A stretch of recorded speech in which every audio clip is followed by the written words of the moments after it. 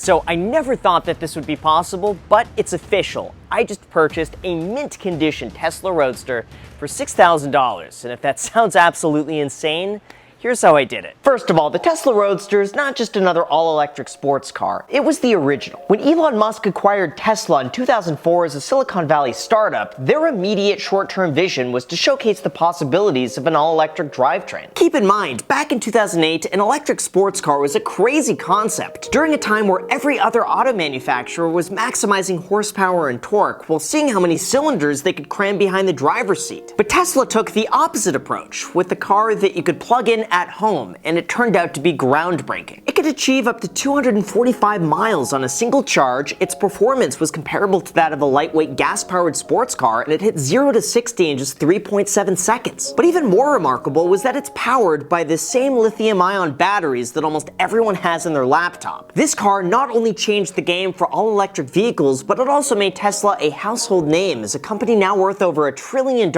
and as mentioned by Elon Musk himself, you're not just buying a sports car, you're actually helping pay for development of the mass market vehicles. And with that, the Roadster was born. Only 2,450 of these cars were produced between 2008 and 2012, and now it's estimated that only about 1,500 of them remain. Over time, more and more were lost to damage, building fires, and the worst of all, a lack of parts. The components of this car were so difficult to source and replace that Tesla service centers would buy back customer cars just to disassemble them to keep the remaining Roadsters running. And that means the original Roadster became more and more rare. For reference, they produced 1,270 Porsche Carrera GTs, which now sell for well over $1 million.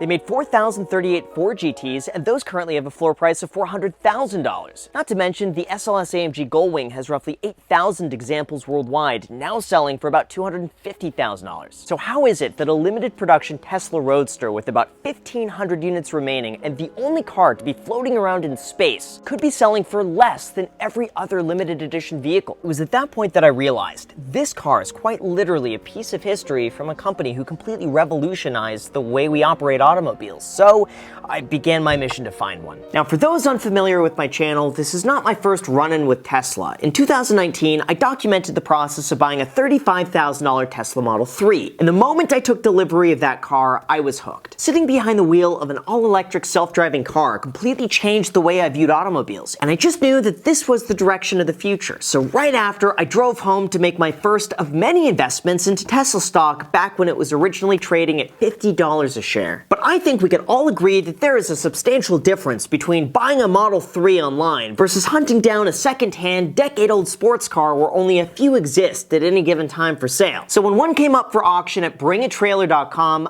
I was in. The car was perfect condition, 10,000 miles, every single option, and $140,000 original MSRP sticker price. So here's what happened. It really comes down to, is this car a better investment than the stock?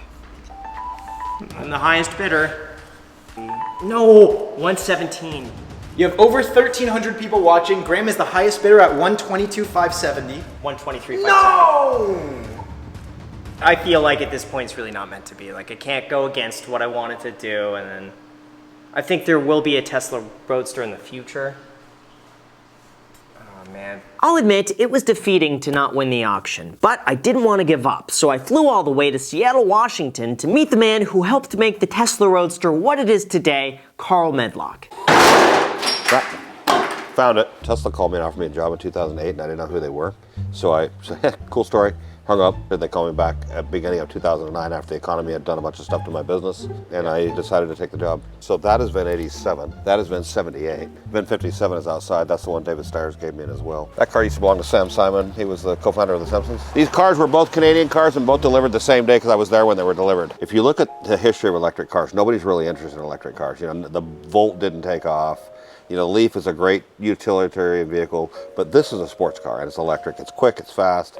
This car changed the whole landscape of cars on the road today. 2 years ago, these cars were worth $40,000. A yellow car was worth $50,000. Now I'm buying parts cars for $43,000 that are half gone. The parts for these cars are so hard to find. Nobody's making these, right, except us. This, to duplicate this board, $60 grand. Paying $334 and getting one chip off of here or one thing is worth it to me. Like, this is a one of one that I'm aware of.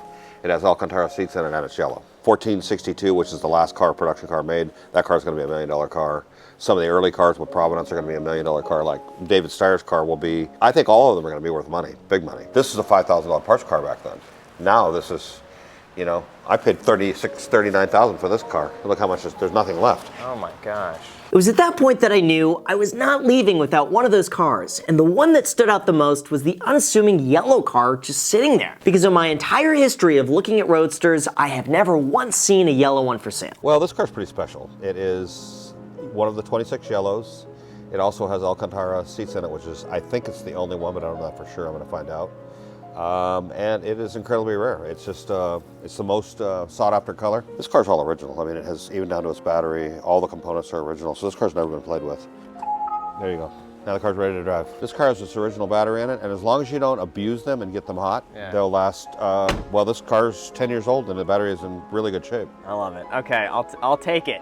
Deal. Nah, just kidding, guys. I bought the car 2 weeks ago, sight unseen, sent the money in, and this is my first time seeing it. The car is incredible. This is the rarest car that's here. Other than a couple of low VIN number cars which have actor provenance, there really is nothing any rarer than this car sitting here. There's lower VINs, but there's not a lower number color car here. There is another car here that's the same color as this, but it doesn't have a battery. Yeah. So as far as what's here and running and driving, this is the car. Of course, here's where we get to the interesting part, because even though the price on paper is over $100,000, this car actually cost me just $6,000 out of pocket, all because of a single investment that I made 3 years ago in Tesla stock. That's right, my very first purchase in Tesla stock on the day I purchased my Model 3 turned into the amount that I needed to purchase this one of 26 original Tesla Roadster. And if you think I'm crazy for selling off some of my Tesla stock at $1,028 a share, maybe. First of all, for some context, had you invested $100,000 in Tesla stock back in 2011 instead of buying the car, your $100,000 would now be worth $17 million. But back when I bought my Model 3 in 2019, when Tesla was seen as somewhat of a struggling car company, even though I didn't necessarily look at the purchase as an opportunity cost, I did make it a point to invest just as much money as I could into the stock without any expectation of it ever paying off. Although in hindsight, it played out quite well and was up over 2,000%. Although of course, over that time, I've taken some profits along the way, I've kept some of my original shares, and I bought a lot more prior to the 5-to-1 stock split. But at this point in time, I'm taking the stance that long term, this car will hold its value just as well, if not better than the stock. I would say in 5 years, there's going to be a bunch of these in museums. The last production car is worth about $1 million. And this is a way for me to diversify my assets outside of the company by owning a piece of their history at the exact same time. I thought, you know what, I want to sell this guy a car.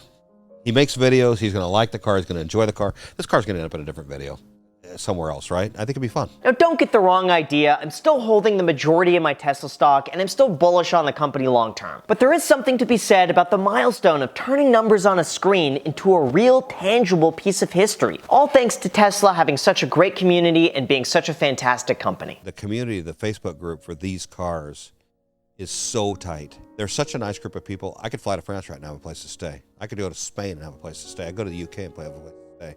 Anywhere in the world there's one of these cars, I could find a place to stay.